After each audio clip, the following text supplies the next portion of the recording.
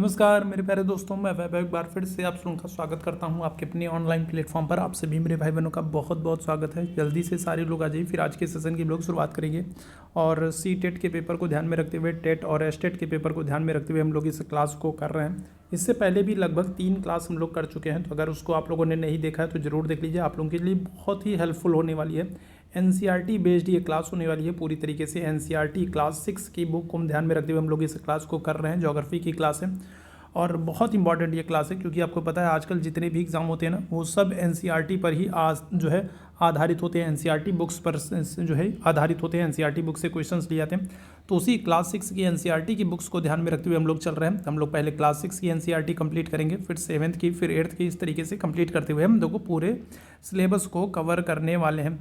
तो इससे पहले 3 क्लास हो चुकी है, तो उसको आप लोगों ने नहीं देखा तो ज़रूर देख लीजिएगा। चलिए इस क्लास के साथ शुरुआत करते हैं। और जितने मेरे भाई बहन जुड़ते चल रहे हैं, आप लोगों से निवेदन करूंगा कि सेशन को लाइक कर दिएगा, शेयर कर दिएगा। चैनल पर पहली बार होंगे तो सब्सक्राइब जरूर कर लिएगा। भारत एक बहुत बड़े भौगोलिक विस्तार वाला देश है। अगर हम लोग भारत की बात करेंगे तो आपको पता है जो भारत है ना, अगर हम लोग भारत की बात करेंगे, अपने प्यारे भारत की बात करेंगे, तो भारत जो है वो क्षेत्रफल की दृष्टि से क्या हो रहा है, तो क्षेत्रफल की दृष्टि से भारत का 7वां स्थान है। ठीक है, क्या है, तो क्षेत्रफल की दृष्टि से अगर हम लोग बात करेंगे तो ये भारत का 7वां स्थान है। और भारत जो है ये पूरे विश्व के कितने प्रतिशत, तो 2.4% क्षेत्र पर फैला है। इसके बारे में हम लोग पहले भी बात कर चुके हैं कि भारत जो है वो क्या हो रहा है, तो वो पूरे विश्व के लगभग 2.4% क्षेत्र पर फैला है। और पूरे भारत की 17.33% जनसंख्या, या फिर जिसको हम लोग 17.5% कहते हैं, तो पूरे विश्व की 17.5% जनसंख्या जो है वो भारत में निवास करती थी। ये सब आंकड़े आप याद रखेंगे, आपके लिए मोस्ट इंपॉर्टेंट है। ठीक है, भारत जो है तो ये एक बहुत ही बड़ा भौगोलिक विस्तार वाला देश है। भारत का क्षेत्रफल की दृष्टि से अगर हम लोग स्थान बात करें तो 7वां है, और पूरे विश्व के 2.4% क्षेत्र पर फैला है। और पूरे विश्व की 17.5% या फिर कहें 17.33% जनसंख्या जो है भारत में निवास करती है। ठीक है, उत्तर में अगर हम लोग बात करेंगे तो उत्तर में आपको हिमालय पर्वत देखने को मिलेगा। ठीक है, पश्चिम में अगर हम लोग बात करेंगे तो पश्चिम में आपको अरब सागर देखने को मिलेगा। पूर्व में अगर हम लोग बात करेंगे तो बंगाल की खाड़ी, और दक्षिण में अगर हम लोग बात करेंगे तो हिंद महासागर आपको देखने को मिलेगा। जैसे यहाँ पर हम लोग बात करें, जैसे यहाँ पर हम लोग बात कर लें तो ये देखो, ये अपना, ठीक है, क्या हो जाएगा, तो ये अपना प्यारा भारत है। ठीक है, इस तरीके से हम लोग बात कर लें तो ये अपना प्यारा क्या हो जाएगा, तो ये अगर हम लोग बात कर लें तो ये अपना, ठीक है, इस तरीके से कुछ अपना प्यारा भारत हो जाएगा। अब यहाँ पर आप देखोगे तो उत्तर दिशा में आप देखोगे तो यहाँ पर उत्तर दिशा में पूरा हिमालय का विस्तार है। ठीक है, यहाँ पर हम लोग बात करेंगे क्या है, तो यहाँ पर पूरा हिमालय का विस्तार है। ठीक है, और यहाँ पर हम लोग बात करेंगे तो यहाँ पर क्या हो जाएगा, तो यहाँ पर आपको अरब सागर देखने को मिल जाएगा। इस तरफ अगर हम लोग बात करेंगे तो इस तरफ आपको क्या आ जाएगा, तो इस तरफ आपको बंगाल की खाड़ी देखने को मिल जाएगा। और नीचे की तरफ अगर हम लोग बात करेंगे क्या आ जाएगा, तो नीचे की तरफ आपको हिंद महासागर देखने को मिल जाएगा। तो वही चीज़ यहाँ पर आपको बताई जा रही है। ठीक है, भारत का क्षेत्रफल जो है तो ये बहुत इंपॉर्टेंट है, ये आप लोगों से कई बार पूछा जा चुका है। भारत की अगर हम लोग बात करें तो भारत का जो क्षेत्रफल है वो 32,87,263 वर्ग किलोमीटर है। ये आपके लिए याद रखना है, बहुत इंपॉर्टेंट है। भारत का जो क्षेत्रफल है वो कितना है, तो 32,87,263 वर्ग किलोमीटर है। ये आपको याद रखना है। ठीक है, उत्तर में कश्मीर से लेकर के दक्षिण में कन्याकुमारी तक अगर बात की जाए तो इसका जो विस्तार है वो 3200 किलोमीटर है। और पूर्व से पश्चिम में अगर हम लोग बात करेंगे तो इसकी जो लंबाई चौड़ाई है वो कितनी हो जाएगी, तो वो हो जाएगी 2900 किलोमीटर, या फिर कहें 2933 किलोमीटर। ठीक है, ध्यान रखिएगा। अब यहाँ पर आपसे क्या कह रहा है, यहाँ पर ये कह रहा है कि अगर हम लोग उत्तर से यहाँ पर क्या कह रहा है, यहाँ पर ये कह रहा है कि अगर हम लोग उत्तर से दक्षिण की बात करेंगे तो उत्तर से दक्षिण भारत जो है तो ये जम्मू से लेकर के कन्याकुमारी तक कितना है, तो 3214 किलोमीटर है। ठीक है, और इसी तरीके से अगर हम लोग क्या कर लें, अगर हम लोग यहाँ से पूर्व से पश्चिम या पश्चिम से पूर्व की बात करेंगे, पश्चिम से पूर्व जो है या पश्चिम से पूर्व की बात करेंगे तो ये कितना हो जाएगा, तो ये हो जाएगा 2933 किलोमीटर हो जाएगा। ठीक है, कितना, तो ये 2933 किलोमीटर, या फिर कहेंगे लगभग कितना हो जाएगा, 2900 किलोमीटर हो जाएगा। तो ये ध्यान रखिएगा। अगर हम लोग उत्तर से दक्षिण की बात करेंगे तो 3214 किलोमीटर, और अगर हम लोग पश्चिम से पूर्व या पूर्व से पश्चिम की बात करेंगे तो 2933 किलोमीटर हो जाएगा। यही बात यहाँ पर कही जा रही है। भारत का जो क्षेत्रफल है वो 32,87,263 वर्ग किलोमीटर है। जम्मू से लेकर के उत्तर में, जम्मू से लेकर के दक्षिण में कन्याकुमारी तक अगर हम लोग बात करेंगे तो लगभग 3214 किलोमीटर। और पूर्व में अगर हम लोग बात करेंगे, पूर्व में अरुणाचल प्रदेश से लेकर के पश्चिम में गुजरात में कच्छ तक अगर हम लोग बात करेंगे तो 2933 किलोमीटर के लगभग ये है। ठीक है, ध्यान रखिएगा। चलिए आगे अगर हम लोग बात करेंगे तो भारत की जो स्थलीय सीमा है, ठीक है, जो भारत की स्थलीय सीमा है, ठीक है, भारत की जो स्थलीय सीमा है वो क्या हो रही है, तो वो 7 देशों के साथ सीमा बनाती है। और आपको इनके नाम याद रखना है। ठीक है, भारत जो है तो भारत की जो स्थलीय सीमा है, तो स्थलीय सीमा जो है वो क्या कर रही है, तो वो 7 देशों के साथ सीमा बनाने का काम कर रही है। ठीक है, 7 देशों के साथ। 7 देश कौन कौन से हैं, तो अफगानिस्तान है, पाकिस्तान है, चीन है, नेपाल है, भूटान है, बांग्लादेश और म्यांमार है। तो 7 देशों के साथ क्या हो रहा है, भारत की जो है स्थलीय सीमा लगी हुई है। ठीक है, ध्यान रखिएगा। और 2 देशों की अगर हम लोग बात कर लेंगे तो 2 देश जो हैं, तो 2 देशों की अगर हम लोग बात कर लेंगे तो 2 देश जो हैं वो क्या हो रहे हैं, तो वो आपके श्रीलंका और मालदीव जो हैं, तो ये क्या है, तो ये द्वीपीय देश है। ठीक है, श्रीलंका और मालदीव की अगर हम लोग बात करेंगे तो ये हिंद महासागर में जो है भारत के 2 पड़ोसी द्वीपीय देश हैं। ठीक है, ध्यान रखिएगा। अच्छा, अब यहाँ पर कुछ चीज़ों की हम लोग बात कर लेते हैं। भारत की स्थलीय सीमा की बात करें तो भारत की जो स्थलीय सीमा है, ठीक है, अगर हम लोग भारत की स्थलीय सीमा की बात कर लें तो स्थलीय सीमा की लंबाई कितनी है, तो आप कहोगे 15,200 किलोमीटर है। ठीक है, कितनी, तो 15,200 किलोमीटर भारत की स्थलीय सीमा की लंबाई है। साथ ही साथ आपको याद रखना है किससे जो है कौन कौन से देश सीमा बनाते हैं, तो आप कहोगे अफगानिस्तान सीमा बना रहा है, पाकिस्तान सीमा बना रहा है, चीन सीमा बना रहा है, नेपाल है, भूटान है, बांग्लादेश और म्यांमार है। तो ये कुल 7 देश हैं जो सीमा बनाते हैं। अब इसमें पूछा जाए सबसे लंबी सीमा कौन बनाता है, तो आप कहोगे बांग्लादेश। ठीक है, कौन, तो सबसे लंबी सीमा कौन बनाता है, तो बांग्लादेश बनाता है। उसके बाद सबसे लंबी सीमा कौन बनाएगा, तो आप कहोगे चीन है। चीन के बाद अगर हम लोग बात करेंगे सबसे लंबी सीमा कौन है, तो आप कहोगे पाकिस्तान। तो सबसे लंबी सीमा बांग्लादेश, फिर चीन, फिर पाकिस्तान बना रहे हैं। ठीक है, और सबसे छोटी अगर आपसे पूछा जाए कि सबसे छोटी सीमा कौन बनाता है, तो आप क्या कहोगे, तो आप कहोगे अफगानिस्तान। तो ये कम से कम इतनी चीज़ों को याद रखेंगे। कम से कम 3 देश तो आप याद ही रखेंगे जो सबसे लंबी सीमा बनाते हैं। ठीक है, बांग्लादेश सबसे लंबी सीमा बना रहा है भारत के साथ, फिर चीन बना रहा है और उसके बाद पाकिस्तान। भारत की स्थलीय सीमा की लंबाई 15,200 किलोमीटर। सबसे छोटी सीमा कौन बना रहा है, अफगानिस्तान बना रहा है। ठीक, चलिए आगे अगर हम लोग बात करेंगे प्रायद्वीप की बात करेंगे, तो प्रायद्वीप क्या होता है भाई, प्रायद्वीप की हम लोग बात करेंगे तो स्थल का वह भाग जो 3 तरफ से क्या हो, जो 3 तरफ से जल से घिरा हो। ठीक है, क्या हो, स्थल का वह भाग जो 3 तरफ से जल से घिरा हो क्या होता है, तो प्रायद्वीप कहलाता है। ठीक है, क्या होता है, प्रायद्वीप कहलाता है। जैसे अगर हम लोग भारत की बात करें तो ये भारत है, और ये भारत का जो हिस्सा है ना, अगर हम लोग इस वाले हिस्से की बात करेंगे तो ये वाला जो हिस्सा है, तो ये हिस्सा क्या हो रहा है, 3 तरफ से देखो, इधर अगर हम लोग बात करें तो इधर अरब सागर से, इधर हम लोग बात करेंगे तो बंगाल की खाड़ी से, और नीचे की तरफ हम लोग बात करेंगे तो हिंद महासागर से। तो ये 3 तरफ से क्या हो रहा है, ये वाला हिस्सा जो है 3 तरफ से जल से घिरा है। तो इसको हम लोग क्या करते हैं, इसको हम लोग प्रायद्वीप कहेंगे, याद रखिएगा। ठीक है, चलिए आगे अगर हम लोग बात करेंगे, भारत उत्तरी गोलार्ध में स्थित है, बहुत ही इंपॉर्टेंट है, बताइएगा क्या हो जाएगा। तो भारत अगर हम लोग बात करेंगे तो भारत जो है वो नॉर्थ हेमिस्फीयर में उत्तरी गोलार्ध में स्थित है। और कर्क रेखा क्या हो रही है, तो कर्क रेखा भारत के बीचों बीच से होकर के गुजरती है। इसके बारे में हम लोग पहले भी पढ़ चुके हैं। ठीक है, ठीक है, तो इसके बारे में हम लोग पहले भी पढ़ चुके हैं। भारत जो है वो क्या हो रहा है, उत्तरी गोलार्ध से गुजर रहा है, नॉर्थ हेमिस्फीयर से गुजर रहा है, और कर्क रेखा जो है वो इसके बीचों बीच से होकर के गुजरती है। दूसरा अगर हम लोग बात करेंगे क्या हो जाएगा, पाक जल संधि। पाक जल संधि जो है तो ये आपसे कई बार पूछा गया है, भारत और श्रीलंका को अलग करती, याद रखिएगा क्या हो जाएगा, तो पाक जल संधि जो है तो ये भारत और श्रीलंका को क्या करती है, अलग करने का काम करती है। जो पाक जल संधि होती है क्या करती है, तो ये भारत और, ठीक है, किसको, तो पाक जल संधि जो है तो ये भारत और श्रीलंका को अलग करने का काम करती है, याद रखेंगे। ठीक है, अच्छा अगर आपसे पूछ ले कि जो पाक जल संधि है, ये जो पाक जल संधि ये किसको जोड़ने का काम करती है, तो क्या कहोगे, तो आप कहोगे बंगाल की खाड़ी से मन्नार की खाड़ी को। ठीक है, क्या करती है, तो बंगाल की खाड़ी से पाक जल संधि जो है ये क्या करती है, किसको जोड़ती है, तो पाक जल संधि जो है तो ये बंगाल की खाड़ी से मन्नार की खाड़ी को जोड़ती है। और किन देशों के बीच में है, तो आप कहोगे भारत और श्रीलंका के बीच में। ठीक है, किसके, तो भारत और श्रीलंका के बीच में। ठीक है, भारत और श्रीलंका के बीच में पाक जल संधि है, बहुत इंपॉर्टेंट है, ये याद रखेंगे। पाक स्ट्रेट जो है तो ये भारत और श्रीलंका के बीच में है, और किसको जोड़ती है, तो बंगाल की खाड़ी से मन्नार की खाड़ी को जोड़ती है। ठीक है, ध्यान रखिएगा। जलोढ़ निक्षेप क्या होता है, तो नदियों के द्वारा जो बहाकर मिट्टी लाई गई होती है ना, तो उसको क्या करते हो, तो उसको जलोढ़ निक्षेप कहते हैं। आगे आप जलोढ़ मिट्टी के बारे में पढ़ोगे तो जलोढ़ क्या होता है, तो नदियों के द्वारा जो बहाकर लाई गई जो मिट्टी होती है ना, उसको हम लोग जलोढ़ निक्षेप कहते हैं, याद रखिएगा। तो मिट्टी वाला जब चैप्टर हम लोग पढ़ेंगे ना, तो वहाँ पर हम लोग जलोढ़ मिट्टी और काली मिट्टी, कपासीय मिट्टी, सारी चीज़ों के बारे में हम लोग पढ़ेंगे ना, लाल मिट्टी, लेटराइट मिट्टी, सारे के बारे में। तो जलोढ़ निक्षेप याद रखिएगा, नदियों के द्वारा जो बहाकर मिट्टी लाई होती है। ठीक है, सहायक नदियाँ क्या होती हैं, तो जो मुख्य नदी होती है, मुख्य नदियों में जो मुख्य नदी होती है, उस मुख्य नदी में कई सारी छोटी छोटी नदियाँ आकर के मिलती हैं। तो जो वो छोटी छोटी नदियाँ होती हैं ना, वो क्या होती है, वो सहायक नदी होती हैं, याद रखिएगा।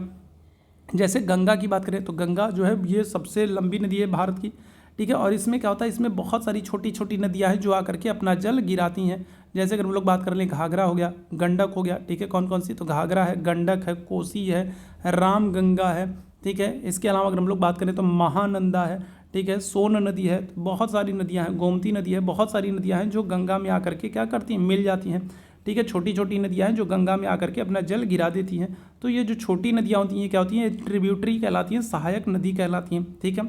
आगे अगर हम लोग बात करेंगे, गंगा एवं ब्रह्मपुत्र नदियाँ विश्व का सबसे बड़े डेल्टा का निर्माण करती हैं। लास्ट ईयर ये प्रश्न पूछा गया है, विश्व का जो सबसे बड़ा डेल्टा है वो कौन सा है, तो आप क्या कहोगे, आप कहोगे सुंदरवन डेल्टा। विश्व का सबसे बड़ा डेल्टा कौन सा है, तो आप कहोगे सुंदरवन डेल्टा है, ठीक है। कौन सा, सुंदरवन डेल्टा। और इसका निर्माण कौन कर रहा है, तो गंगा और ब्रह्मपुत्र नदियाँ मिल करके इस सुंदरवन डेल्टा का निर्माण कर रही है। डेल्टा क्या होता है, तो डेल्टा के संदर्भ में याद रखेंगे, नदियाँ जहाँ पर अपना जल गिराने वाली होती हैं, नदियाँ अपने मुहाने पर जो त्रिभुजाकार आकृति बनाती हैं उसको क्या करते हैं, डेल्टा कहते हैं, ठीक है। नदियाँ क्या करती हैं, तो नदियाँ अपने मुहाने पर, मुहाने का मतलब जहाँ पर वो जल गिराने वाली है, तो वहाँ पर जल गिराने से पहले वो क्या करती हैं, तो एक त्रिभुजाकार आकृति बनाती हैं, जिसको हम लोग क्या करते हैं, जिसको हम लोग डेल्टा कहते हैं, ठीक है। क्या करते हैं, जिसको हम लोग डेल्टा कहते हैं, याद रखेंगे। क्लियर है।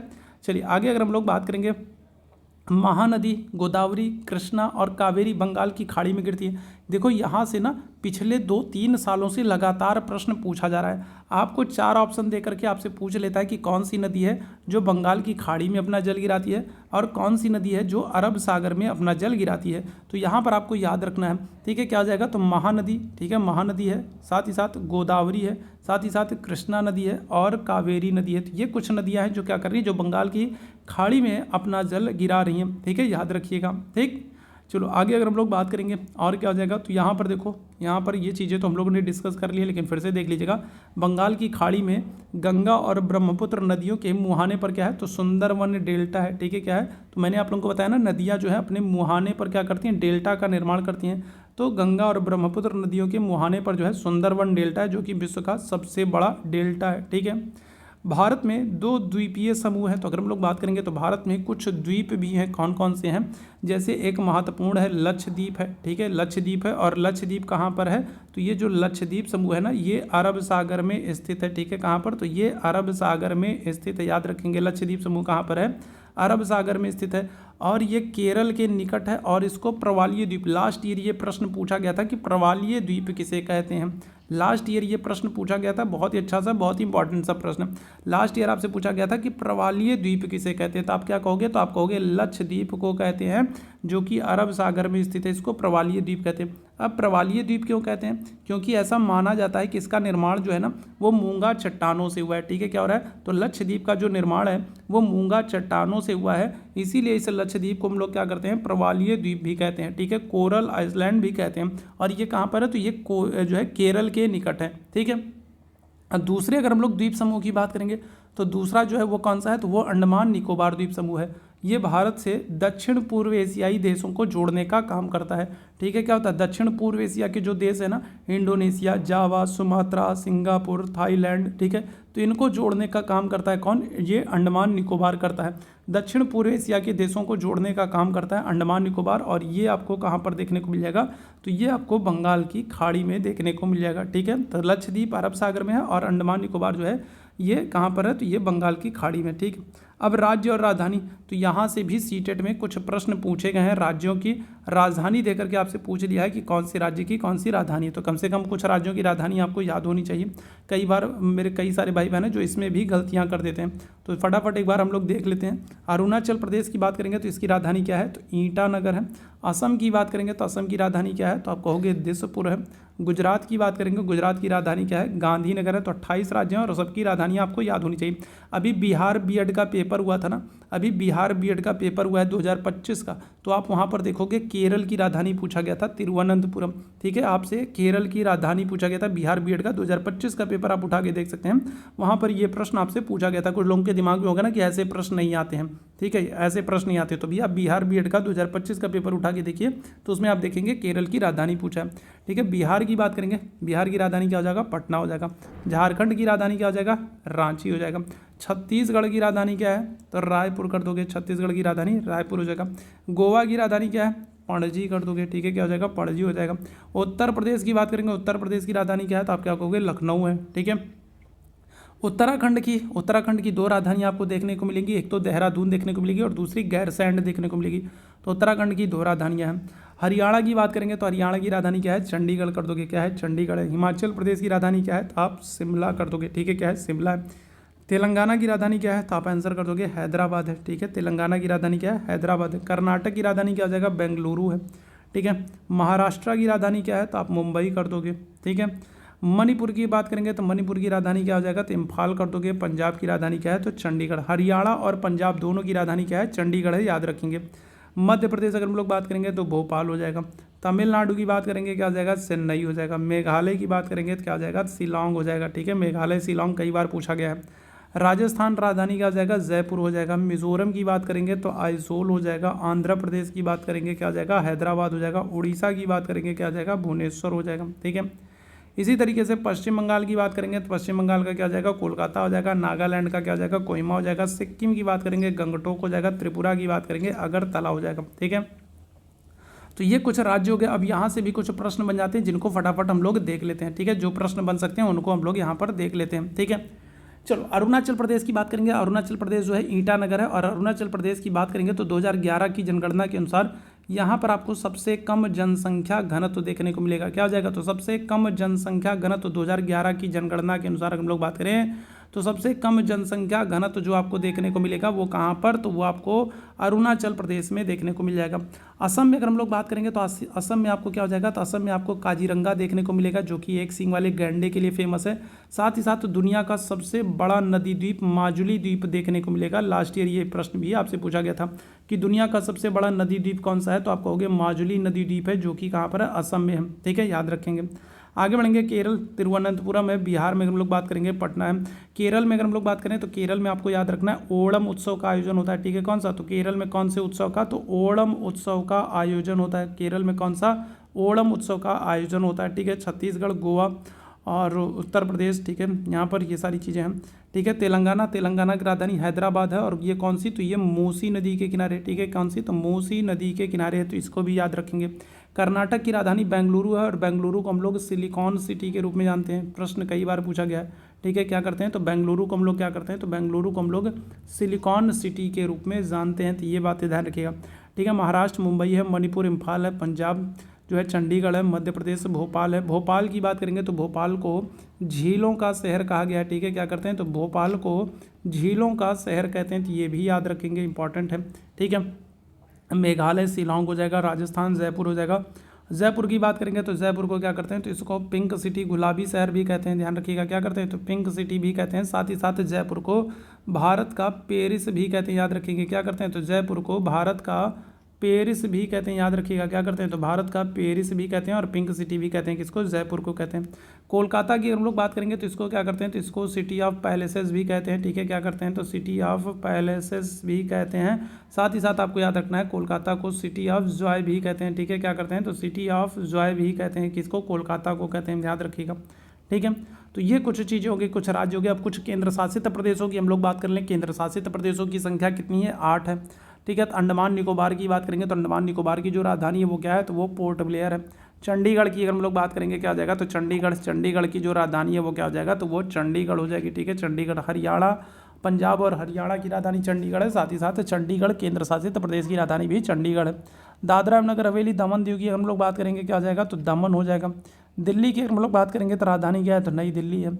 लक्षद्वीप की अगर हम लोग बात करेंगे तो लक्षद्वीप की राजधानी क्या है, कावरती। और ये कई बार पूछा गया, लक्षद्वीप की जो राजधानी है ना, तो ये जो कावरती है ना, ठीक है, या फिर कहें कारावर्ती है जो ना, तो ये कई बार पूछा गया, तो याद रखिएगा। तो लक्षद्वीप की राजधानी आप याद रखेंगे, ये कई बार आपसे पूछा गया है, ठीक है। पुद्दुचेरी की हम लोग बात करेंगे तो पुद्दुचेरी की राजधानी क्या हो जाएगा, पुद्दुचेरी हो जाएगा। जम्मू एंड कश्मीर की बात करेंगे तो इसकी राजधानी क्या है, तो श्रीनगर ग्रीष्मकालीन। और जम्मू अगर हम लोग बात करेंगे तो शीतकालीन है।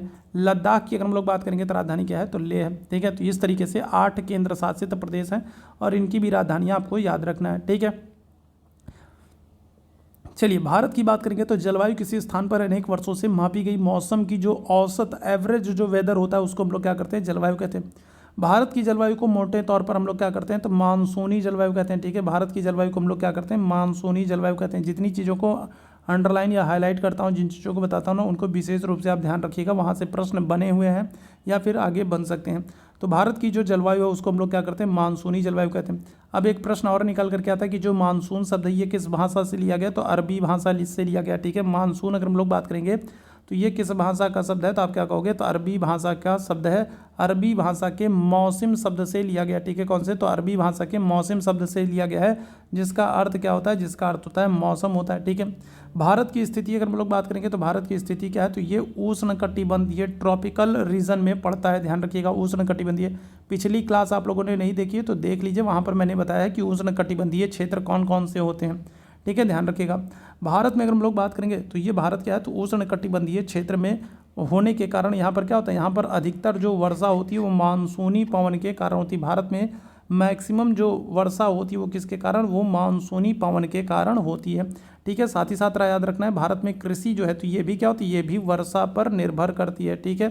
जैसा कि आप लोग जानते ही हो, किसी स्थान की जलवायु उसकी स्थिति, ऊंचाई, समुद्र से दूरी, उच्चावच आदि पर निर्भर करता है। ये बहुत इंपॉर्टेंट है और ये प्रश्न सीटेट में कई बार पूछा गया है, ठीक है। ये प्रश्न अगर हम लोग बात करेंगे तो ये जो प्रश्न है ये कई बार सीटेट में पूछा गया कि किसी भी स्थान की जो जलवायु है, ठीक है, किसी भी स्थान की जो जलवायु है वो किस पर निर्भर करती है या फिर किससे प्रभावित होती है। तो याद रखेंगे किसी भी स्थान की जलवायु जो है वो उसकी स्थिति, ऊंचाई, समुद्र से दूरी तथा उच्चावच पर निर्भर करती थी। ये डायरेक्ट आपसे प्रश्न पूछा गया, सीटेट में पूछा गया। जैसे मान लीजिए आपसे पूछ लिया गया कि किसी भी स्थान की जलवायु किस पर निर्भर करेगी, तो एक ऑप्शन दे दिया ऊंचाई, दूसरा दे दिया समुद्र तल से दूरी, तीसरा दे दिया उच्चावच, चौथा दे दिया कि इसकी स्थिति, या फिर पांचवा कर दिया कि इसमें एक से अधिक या इनमें से कोई नहीं। तो इस तरीके से आपको दे देगा और फिर आपको चूज़ करने को रहेगा। और क्योंकि ये यहाँ से सीटेट में प्रश्न बना है तो याद रखेंगे किसी भी स्थान की जो जलवायु है वो क्या हो जाएगा, किसी भी स्थान की जो जलवायु है वो क्या हो जाएगा, तो वो उस स्थान की स्थिति, ऊंचाई, साथ ही साथ समुद्र तल से दूरी तथा उच्चावच पर निर्भर करती है, ये याद रखेंगे, ठीक है। इसके अलावा ये प्रश्न भी बहुत इंपॉर्टेंट है, सबसे अधिक वर्षा वाला स्थान कौन सा है, तो मेघालय में मौसिनराम है। विश्व में सबसे अधिक वर्षा वाला स्थान जो है तो वो कौन सा है, तो मेघालय में मौसिनराम जो है तो ये विश्व में सबसे अधिक वर्षा वाला स्थान है, ठीक है। आगे बढ़ेंगे, आगे बात करेंगे तो प्राकृतिक वनस्पति, घास, झाड़ियाँ तथा पौधे जो बिना मनुष्य की सहायता के ही उपजते हैं उनको प्राकृतिक वनस्पतियाँ कहते हैं। जैसे कुछ ऐसे पेड़ पौधे होते हैं ना जिनको हम लोग लगाते हैं, लेकिन कुछ ऐसे होते हैं ना, जैसे जंगलों उंगलों में आप जाओगे तो आप देखोगे वहाँ पर पेड़ पौधों को लगाया नहीं गया, वो खुद से ही निकल रहे, तो वो क्या होती है, तो वो प्राकृतिक वनस्पतियाँ कहलाती हैं। वन्य प्राणियों की बात करेंगे, अब यहाँ पर भी ध्यान से देखते चलेगा क्योंकि यहाँ से कई सारे प्रश्न आपके एग्जाम में बने हैं, ठीक है। वन जो होता है वो विभिन्न प्रकार के वन्य जीवों का निवास होता है। बाघ अगर हम लोग बात करें तो बाघ जो है तो ये हमारा क्या है, तो ये हमारा राष्ट्रीय पशु है। एक प्रश्न बहुत ही आसान सा लेकिन वेरी इंपॉर्टेंट, बाघ जो होता है क्या होता है, ये हमारा राष्ट्रीय पशु होता है, ठीक है, ध्यान रखिएगा। गुजरात में अगर हम लोग गिर नेशनल पार्क की बात करेंगे तो ये एशियाई शेरों के लिए प्रसिद्ध है, एशियाई शेरों का निवास है, ठीक है। सीटेट में ये 10 बार ये प्रश्न पूछा जा चुका है कि गिर नेशनल पार्क किस राज्य में है। कभी तो आपसे ये पूछा जाता है कि गिर नेशनल पार्क किस राज्य में है, तो कभी पूछा जाता है गिर नेशनल पार्क किसके लिए प्रसिद्ध है, तो कभी आपसे ये पूछा जाता है कि एशियाई शेरों के लिए कौन सा पार्क जो है नेशनल पार्क फेमस है। तो गुजरात में गिर नेशनल पार्क है, एशियाई शेरों के लिए प्रसिद्ध है, उनका निवास स्थान। साथ ही साथ याद रखेंगे हाथी और क्या हो जाएगा, हाथी और, ठीक है, हाथी और एक सींग वाले गैंडे के लिए असम अगर हम लोग बात करेंगे तो ये प्रश्न भी सीटेट में खूब पूछा गया है। तो अगर हम लोग बात करेंगे एक सींग वाले गैंडे के लिए, तो एक सींग वाले गैंडे के लिए आपको पता है काजीरंगा नेशनल पार्क है जो कि आपको असम में देखने को मिल जाएगा, ठीक है। एक सींग वाले गैंडों के लिए कौन सा, तो काजीरंगा नेशनल पार्क जो कि आपको असम में देखने को मिल जाएगा, याद रखेंगे, ठीक है। चलिए आगे इसके बाद अगर हम लोग बात करेंगे, इसके बाद ऊँट जो है, ऊँट तो आपको रेगिस्तान में देखने को मिलेंगे और जो जंगली गधे होते हैं ना वो आपको कच्छ के रण में, तो ये भी फेमस है, ठीक है। जंगली गधों वाला भी आपसे पूछा गया, जंगली गधों के लिए क्या हो जाएगा, तो गुजरात में जो कच्छ का रण वाला जो क्षेत्र है ये फेमस है, याद रखेंगे क्या आ जाएगा, तो जंगली गधों के लिए अगर हम लोग बात करेंगे तो कच्छ का रण वाला जो क्षेत्र है ये फेमस है, ये भी आपसे कई बार पूछा जा चुका है, ठीक है। साथ ही साथ अगर हम लोग बात करें तो मोर जो है ये हमारा क्या है, तो ये हमारा राष्ट्रीय पक्षी है, इंपॉर्टेंट है। तो कम से कम ये कुछ बेसिक सी चीज़ें हैं जो आपको पता होनी चाहिए। मोर जो है ये क्या है, तो ये हमारा राष्ट्रीय पक्षी है। सांपों की कई सारी सैकड़ों प्रजातियां पाई जाती हैं जिनमें कोबरा और करैत जो होते हैं वो प्रमुख होते हैं, ठीक है। कुछ पक्षी पिंटल बतख, कर्लियू, फ्लेमिंगो, ऑस्प्रे, लिटिल स्टिंट प्रत्येक वर्ष सर्दी के मौसम में हमारे देश में आते हैं, ठीक है। तो अगर हम लोग बात करें तो यहाँ पर देखो कम से कम एक ये इस पक्षी का नाम याद रखिएगा, फ्लेमिंगो का। तो ये क्या है, ये क्यों महत्वपूर्ण है, क्योंकि ये प्रवासी पक्षी हैं। तो फ्लेमिंगो का नाम याद रखेंगे। ये लोग क्या होते हैं, तो ये प्रवासी पक्षी होते हैं जो रूस साइबेरिया से हर साल सर्दी के मौसम में हमारे यहाँ उड़ते हुए आ जाते हैं। ठीक है, क्या होते हैं, तो प्रत्येक वर्ष अगर हम लोग बात करेंगे तो ठंडियों के मौसम में, सर्दी के मौसम में ये प्रवासी पक्षी हैं जो क्या करते हैं, जो सैकड़ों हजारों किलोमीटर की दूरी तय करके भारत आते हैं। ठीक है, यहाँ पर आप देखोगे क्या हो रहा है, तो ये रूस साइबेरिया आर्कटिक प्रदेश से क्या हो रहा है, 8000 किलोमीटर की दूरी तय करके भारत आते हैं। सोचिए, ठीक है, रूस साइबेरिया वाले क्षेत्र से 8000 किलोमीटर की दूरी तय करते हुए जो पक्षी है ना, 8000 किलोमीटर जो है, 8000 किलोमीटर उड़ते हुए आते हैं। ठीक है, 8000 किलोमीटर जो है ये उड़ते हुए हर साल ठंडियों में क्या करते हैं, तो ठंडियों में भारत आते हैं और फिर क्या हो जाता है, फिर वापस लौट करके चले जाते हैं। ठीक है, ध्यान रखिएगा।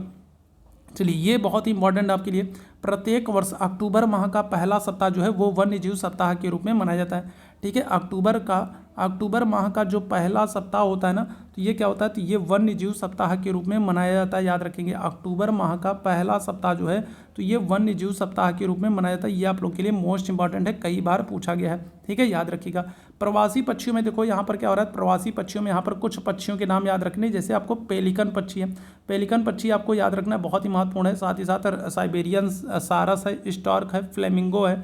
ठीक है, तो ये कुछ ऐसे पक्षी होते हैं ना जो क्या करते हैं, जो हर साल सर्दियों के मौसम में हमारे देश में आते हैं। साइबेरियन सारस जो है साइबेरिया से दिसंबर के महीने में आता है तथा मार्च के महीने में क्या होता है, आरंभ होते तक रहते हैं। ठीक है, जब मार्च में गर्मियाँ शुरू होंगी धीरे धीरे तो फिर ये क्या हो जाएगा, फिर से ये रूस साइबेरिया वाले क्षेत्र में चले आएंगे। लगभग 8000 किलोमीटर की दूरी तय करके ये रूस साइबेरिया से क्या करते हैं, भारत में आते हैं ठंडियाँ बिताने के लिए, और जैसे ही ठंडियाँ खत्म होती हैं फिर वापस चले जाते हैं। पारितंत्र, वह तंत्र जिसमें समस्त जीवधारी आपस में एक दूसरे के साथ तथा पर्यावरण उन भौतिक एवं रासायनिक कारकों के साथ परस्पर क्रिया करते हैं जिसमें वे निवास करते हैं, वे सब ऊर्जा तथा पदार्थ का स्थानांतरण द्वारा संबंधित है। चलो, ये तो इकोसिस्टम कोई मतलब नहीं है। ठीक है, पर्यावरण अगर हम लोग बात करेंगे, जीवित प्राणी के चारों ओर पाए जाने वाले लोग जो है, स्थान जो है, वस्तुएं एवं प्राकृतिक आवास जो है वो पर्यावरण कहलाता है। परि मतलब क्या होता है, परि मतलब चारों तरफ, आवरण मतलब जो हमको घेरे हुए। तो जो सारी चीज़ें जो हमको चारों तरफ से घेरे हुए ना, वही क्या होती हैं, वही हमारा पर्यावरण कहलाती है, वही हमारा इन्वायरमेंट कहलाती है। हमें अपने चारों तरफ जो भी चीज़ें दिख रही हैं वही हमारी क्या होती है, वही हमारा पर्यावरण होती है। ठीक है, ध्यान रखिएगा। पृथ्वी के प्रमुख परिमंडल हम लोग बात करें, पृथ्वी का ठोस भाग जिस पर हम लोग रहते हैं उसको भूमंडल कहते हैं। भाई, जिस पर हम लोग रहते हैं, जो जमीन है उसको हम लोग क्या करते हैं, उसको भूमंडल कहते हैं, उसको लिथोस्फीयर कहते हैं। गैस की परतें जो पृथ्वी के चारों ओर से घेरे हुए हैं उनको क्या करते हैं, वायुमंडल कहते हैं। ठीक है, क्या हो जाएगा, तो गैस की जो परतें जो पृथ्वी को चारों तरफ से घेरे हुए हैं और जो आपको वायु देखने को मिल रही है वो क्या होती है, वायुमंडल कहलाती है, एटमॉस्फेयर कहलाती है। और इसमें आपको क्या हो जाएगा, इसमें आपको ऑक्सीजन, नाइट्रोजन, कार्बन डाइऑक्साइड तथा दूसरी बहुत सारी गैसें आपको वायुमंडल में देखने को मिल जाएंगी। सबसे बड़ा जो हिस्सा है वो किसका है, तो वो जलमंडल का, याद रखेंगे, हाइड्रोस्फीयर का है। ठीक है, आपको पता है पृथ्वी पर 2/3 हिस्से पर क्या है, तो जल है, तो क्या हो जाएगा, तो जलमंडल याद रखेंगे। जलमंडल में भी जल की कई सारी अवस्थाएं हैं, जैसे बर्फ भी आपको ध्रुवीय क्षेत्रों पर आपको बर्फ देखने को मिलेगा। ठीक है, महासागरों में आपको जल देखने को मिलेगा और जलवाष्प भी होता है। ठीक है, ध्यान रखिएगा। तो जल भी आपको कई सारी अवस्थाओं में देखने को मिल जाएगा। जैवमंडल क्या होता है, बायोस्फीयर क्या होता है, जैवमंडल वो होता है जहाँ पर क्या होगा, जहाँ पर स्थल, जल और वायु तीनों एक साथ मिलती हैं। ठीक है, जैसे जहाँ पर हम लोग रहते हैं, तो हम लोग जहाँ पर रह रहे हैं वहाँ पर क्या है, वहाँ पर स्थल भी है, जल भी है और वायु भी है। तो जो जहाँ पर ये तीनों चीज़ें आपको देखने को मिलेंगी, स्थल, जल, वायु सब देखने को मिले, वो क्या हो जाएगा, तो वो आपका जैवमंडल हो जाएगा, जैवस्फीयर हो जाएगा, बायोस्फीयर हो जाएगा। याद रखेंगे, वो क्या हो जाएगा, तो वो जैवमंडल हो जाएगा, बायोस्फीयर कहलाएगा। क्लियर है भाई बात। चलिए, पृथ्वी की सतह की अगर हम लोग बात करेंगे तो इसको मुख्य रूप से दो भागों में बांटा जा सकता है। एक तो स्थलीय भूभाग है, लैंड मॉस है, और दूसरा क्या है, दूसरा लैंड मॉस जो है उनको हम लोग महाद्वीप कहेंगे। तो पृथ्वी की सतह को दो भागों में बांट सकते हैं। एक तो ये जिस पर स्थल है, जिसको हम लोग महाद्वीप कह सकते हैं, और दूसरा वो है जिस पर आपको क्या हो रहा है, जिस पर आपको जल देखने को मिल रहा है, तो वो महासागर हो जाएगा, महासागरीय क्षेत्र हो जाएगा। जहाँ जल है और जहाँ भूमि है उसको महाद्वीपों में हम लोग बांट सकते हैं। ठीक है, चलिए, विश्व के सभी महासागर क्या होते हैं, तो एक दूसरे से कहीं ना कहीं जुड़े हुए हैं। जितने भी महासागर हैं वो क्या हो रहे हैं, वो कहीं ना कहीं एक दूसरे से जुड़े हुए हैं। इस बात को आप याद रखेंगे। ठीक है, और यही कारण है कि जब ग्लोबल वार्मिंग होती है, जब वैश्विक तापन होता है, वैश्विक तापमान बढ़ता है और ग्लेशियर्स पिघलते हैं, तो ग्लेशियर्स पिघलते हैं आर्कटिक महासागर में, लेकिन जल स्तर आकर के बढ़ जाता है हिंद महासागर का। कारण क्या है, क्योंकि सभी महासागर एक दूसरे से जुड़े हुए हैं, याद रखिएगा। तो समुद्र जल का तल सभी जगह समान होता है तथा स्थल की ऊंचाई को समुद्र तल से मापा जाता है, ठीक है। विश्व का सबसे ऊंचा शिखर कौन सा है? तो माउंट एवरेस्ट है। ये प्रश्न कई बार पूछा गया। विश्व का सबसे ऊंचा शिखर जो है वो माउंट एवरेस्ट है और इसकी जो ऊंचाई अगर हम लोग बात करेंगे तो समुद्र तल से कितनी है? तो 8,848 मीटर है। क्या है? तो समुद्र तल से इसकी जो ऊंचाई है वो क्या हो जाएगी? तो आप कहोगे 8,848 मीटर है समुद्र तल से, ठीक है। सबसे ऊंचा शिखर क्या हो जाएगा? तो आप याद रखेंगे माउंट एवरेस्ट है, जो कि कहाँ पर? जो कि नेपाल में है। विश्व का सबसे गहरा भाग अगर आपसे पूछ रहे, कल वाले सेशन में हम लोगों ने बात की थी, सबसे गहरा भाग क्या हो जाएगा? तो आप कहोगे प्रशांत महासागर में मेरियाना गर्त है। विश्व में सबसे गहरी गर्त है, सबसे गहरा हिस्सा अगर हम लोग बात करेंगे तो वो क्या है? तो आप कहोगे मेरियाना गर्त है, जिसकी गहराई कितनी है? जिसकी गहराई जो है वो क्या हो जाएगी? लगभग 11,022 किलोमीटर है, ठीक है। क्या हो जाएगा? तो 11,022 किलोमीटर है। ये विश्व की सबसे गहरी गर्त है जो आपको प्रशांत महासागर में देखने को मिलेगा। कई बार आपसे ये डायरेक्ट प्रश्न पूछा जा चुका है कि विश्व की सबसे गहरी गर्त कौन है? तो आप कहोगे मेरियाना गर्त। और कई बार आपसे ये भी पूछ लिया कि मेरियाना गर्त किस महासागर में है? तो प्रशांत महासागर में, ये भी याद रखेंगे, ठीक है। प्रशांत महासागर में मेरियाना गर्त, ठीक।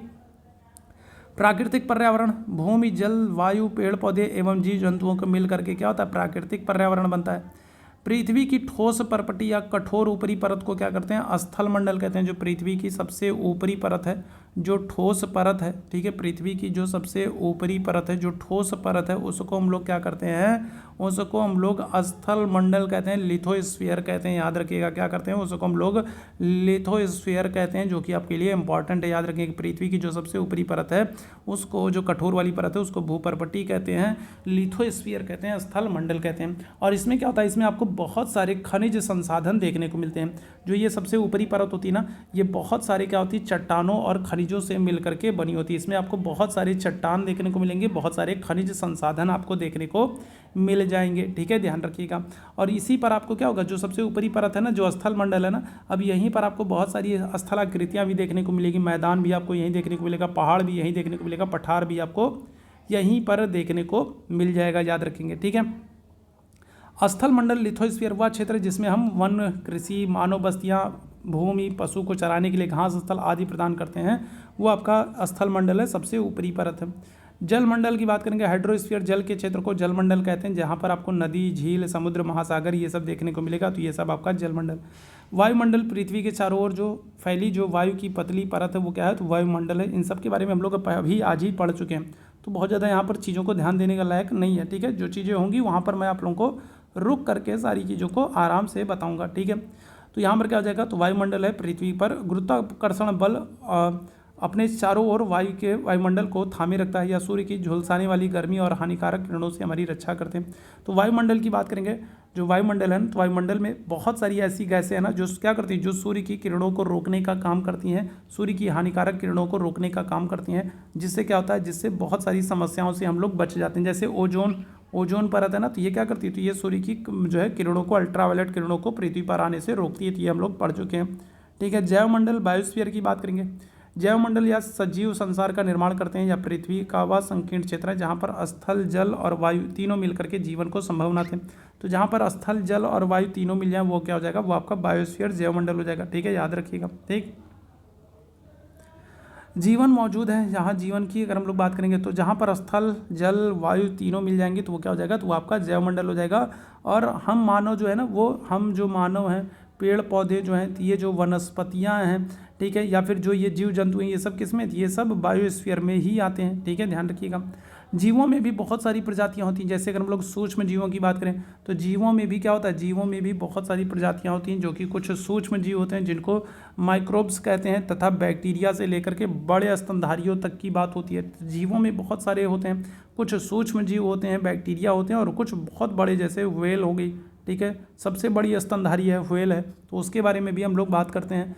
मनुष्य सहित सभी प्राणी जीवित रहने के लिए एक दूसरे से तथा जैवमंडल से जुड़े हुए हैं। अगर हमको जीवित रहना है तो हमको जैवमंडल में रहना होगा और एक दूसरे पर आश्रित रहना होगा, ठीक है भाई बात। जैसे हम लोग हैं तो हम लोग क्या करते हैं? तो भोजन करने के लिए साग सब्जी पर निर्भर हैं, पेड़ पौधे वनस्पतियों पर निर्भर हैं, है ना। या फिर अगर हम लोग मांसाहारी भी हैं तो फिर हमको क्या करेंगे? मांसाहारी भोजन करने के लिए हमको दूसरे जानवरों को, ठीक है, मार करके खाना पड़ेगा, तो उसके लिए भी हम दूसरों पर निर्भर रहेंगे, ठीक है। तो सभी को इस जैव मंडल में जितने भी लोग हैं, जितने भी पशु हैं, पक्षी हैं, सब क्या हैं, तो सब किसी न किसी पर आश्रित हैं, याद रखिएगा, ठीक है। कोई आत्मनिर्भर नहीं हो सकता, सब किसी न किसी चीज़ को लेकर के दूसरे पर आश्रित है, याद रखेंगे, ठीक है। पादप जगत जो है तो इनको भी प्लांट किंगडम जो है तो इनमें विभाजित किया जा सकता है, विभक्त किया जा सकता है, ठीक है। अगर हम लोग बात करेंगे जैवमंडल के प्राणियों को भी मुख्यतः दो भागों, जंतु जगत और पादप जगत में क्या कर सकते हैं, तो विभाजित कर सकते हैं, ठीक है। तो अभी हम लोग इतनी चीज़ों की यहाँ पर बात कर रहे हैं और कल वाले सेशन में हम लोग इसके आगे की चीज़ों को कंटिन्यू करेंगे। यहाँ पर मैंने बहुत सारी चीज़ें बताई हैं और यहाँ पर सीटेट में आपके एग्ज़ाम में बहुत सारे प्रश्न पूछे गए, तो एकदम हम लोग बेसिक से चल रहे हैं, एकदम मान के चलिए हम लोग एकदम शून्य से चल रहे हैं, ठीक है। जिसको कुछ भी नहीं आता होगा वो भी अगर इस क्लास को देख रहा है ना तो उसकी एक अच्छी खासी वाली तैयारी होने वाली है। हम लोग एनसीईआरटी को एकदम शून्य स्तर से लेकर के चल रहे हैं, एकदम आसान शब्दों में लेकर के चल रहे हैं। अगर कंटिन्यूअसली आप लोग इस सेशन को देख रहे हो तो फिर क्या हो जाएगा, तो आपका बहुत ही अच्छी तैयारी होने वाली है। अभी हम लोग क्या कर रहे हैं, अभी हम लोग एक बेसिक जो समझ है ना उसको विकसित करने का काम कर रहे हैं, एक आपकी जो अंडरस्टैंडिंग है ना उसको बनाने का काम कर रहे हैं। एक बार जब चीज़ों को आप समझ जाओगे ना तो फिर हम लोग क्या करेंगे, रफ्तार पकड़ेंगे और फिर हम लोग अपना जो लेवल है ना उसको आगे बढ़ाएंगे।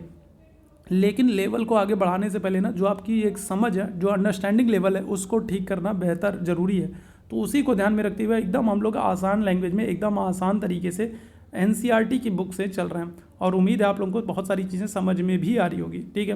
तो इसी तरीके से हम लोग आगे भी कंटिन्यू रखेंगे और सेशन पसंद आया हो तो सेशन को लाइक शेयर सब्सक्राइब जरूर करिएगा। अभी के लिए बस इतना ही करेंगे। थैंक यू सो मच आप सभी लोगों को मेरे साथ जुड़ने के लिए, थैंक यू सो मच।